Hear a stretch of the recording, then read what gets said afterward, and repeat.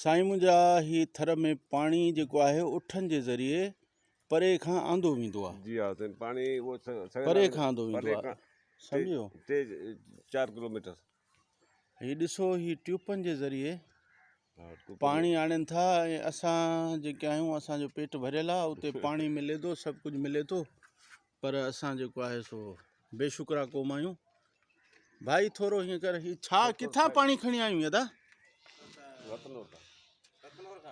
हाँ, थोरो परते करे नहीं।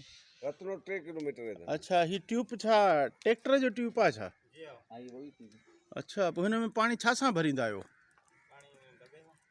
साईं हिकु नओं तरीक़ो, थर में पाणी हिन हिसाब सां भरियो वेंदो आहे। आदा चने सर, ही पाणी भला कीअं भरिजे थो, छा थो थिए? ही साईं लाइन जा वॾा होद ठहियल आहिनि। हा, होद जे ॿाहिरियां उठ के विहारिबो, उतां खां दॿो भरे जी, मुंहुं खोले उन दॿे सां नाइबो। बसि भाऊ तूं वञी पाणी वही वेंदो, एतिरो भरे कोन आहे जेतिरो हेठि वही वियो आहे। छा पोइ रोज़ हर को माण्हू पंहिंजो पाणी भरींदो आहे? हर को पंहिंजो माण्हू पाणी भरींदो। अच्छा, ही पीअण जो पाणी आहे? ही पीअण जो पाणी आहे। जंहिं वटि उठ आहे उहो उठ ते भरींदो, उठ न आहे त उहो गॾे ते भरींदो। अच्छा, भला ही छा खूह आहे या को सरकारी जाइ आहे? ही लाइन आहे जेका वञे थी उमरकोट खां खिसर। अच्छा, खीसर। अच्छा, फौजी लाइन आहे। रत्नोर जी पोस्ट ऑफिस है। अच्छा अच्छा, पोस्ट आहे, फौजी रहनि था उतां खां। माना पाकिस्तान आर्मी हर जाइ ते ज़िंदाबाद न? हा, ज़िंदाबाद। हिते ॾिसो न, ख़िदमत करे पई न सिंधी माण्हुनि जी। असांजे थर जो ॾुचड़ियल माण्हू जी ख़िदमत आर्मी जे ज़रिए थी। हा, आर्मी करे पई, सियासी माण्हू कोन थो करे। जेके रोड थिया आहिनि या पाण लाइनूं थियूं आहिनि, इहे बि आर्मी जे थ्रू थियूं। No doubt, Pakistan army is always ज़िंदाबाद। ज़िंदाबाद। हा, ॾिसो हर जाइ ते पाण खे पाकिस्तान आर्मी कमु थी अचे ऐं असांखे ख़बर ई कोन्हे।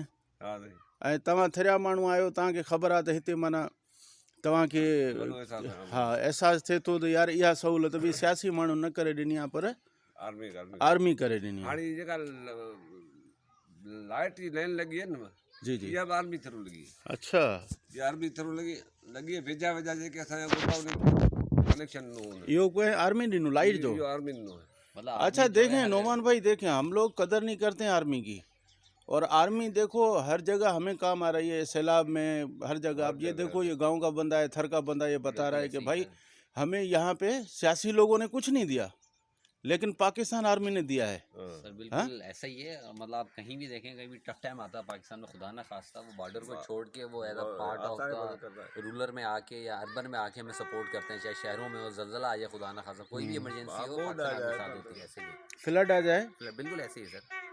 और ये देखो इसकी एविडेंस है, ये गांव के बंदे बता रहे हैं। आप ये देखें सैंडी ड्यून्स कितनी हैं, ये आपको बहुत छोटी नज़र आ रही होंगी, लेकिन ये बहुत बड़ी सैंडी ड्यून्स हैं।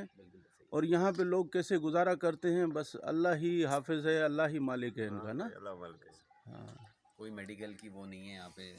बहरहाल चाचा, पाकिस्तान आर्मी जिंदाबाद या सियासी मानू जिंदाबाद? पाकिस्तान आर्मी जिंदाबाद है ना, all the way, all the way, all the way.